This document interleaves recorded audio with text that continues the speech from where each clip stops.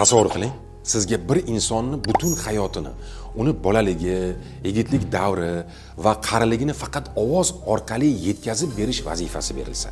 Bu shunchaki ish emas, bu ruhiyat sinovi edi. Ustozim Fotiha aka Jalolov Muqimiy filmini suratga oldilar. Ulug'bek aka esa meni dublajga taklif qildilar. Oldimda turgan vazifa bitta obrazni 3 xil qiyofasini ovozlashtirish edi. O'smirlikni beg'uborligi, o'rta yoshni shiddati va qarilikni og'ir vazni. To'g'risini aytaman, qiynaldim. Bir necha kunlab studiyadan chiqmadik. Ulug'bek akani ko'rsatmalari, Fotiha akani har bir kadrga bo'lgan zargarona yondashuvlari meni yanada izlanishga majbur qildi. Ovozimni qaritish uchun nafas olishimni ham o'zgartirishim kerak edi.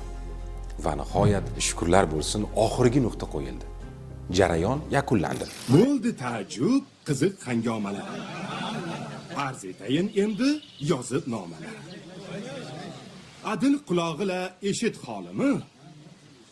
Zulm qilurmaski menga zolimi. Mehnatni mashaqqati bor, lekin uni mevasi, rohati shunchalik shirin bo'lar ekanki, barcha charchoqlar unutilar ekan. Xulosam shuki, ustozlarning yo'rig'i va tinimsiz mehnatgina seni yangi pog'onaga olib chiqadi. Ovoz bu shunchaki sado emas, u taqdirning aksi ham.